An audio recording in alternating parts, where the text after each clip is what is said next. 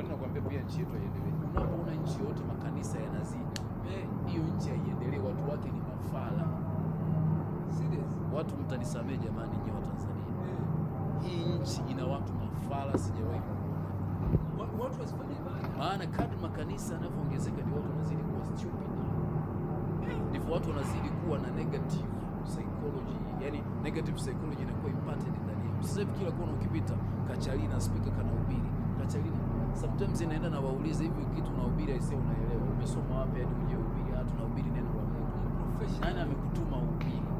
Kumbe jamaa lakini roho wa Mungu anaingia. Waache mambo yao, acheni uongo. Roho unamjua roho wewe. Pekeni uko matakataka yenu. Hizo ni vocabularies tu wanazungumza. Power vocabularies.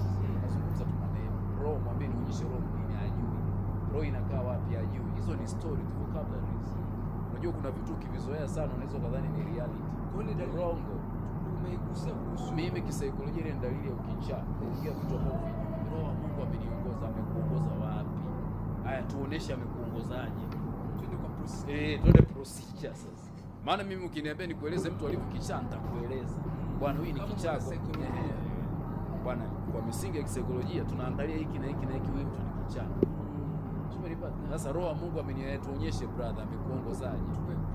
Tupe procedure. Mpaka mmeongoza ukafikia kuita. Nilikutana na Yesu kwenye ukuta. Acheni mambo yenu.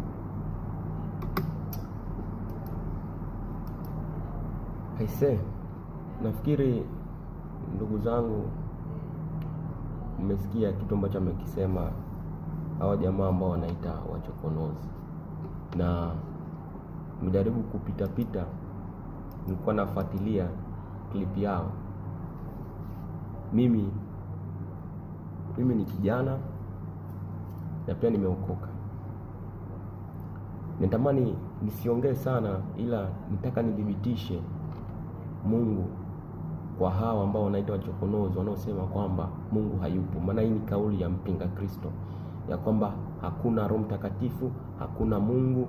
Na pia nimeona kwamba wanaongelea juu ya wale wanaohubiri neno la Bwana, wanasema kwamba ni watu ambao wamechanganyikiwa, tena wanatumia lugha ya kutukana. Labda niseme kitu kimoja, nifikishe ujumbe kwa nyie ambao mnajiita wachokonozi. Nataka niwadhibitishia kwamba yupo Mungu aliye hai ambaye anafanya kazi. Hakuna mtu aliyegusa kanisa akabaki kama alivyo.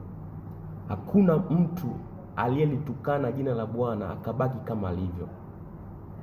Hakuna mtu aliyepiga mawe kanisa la Bwana akabaki kama alivyo.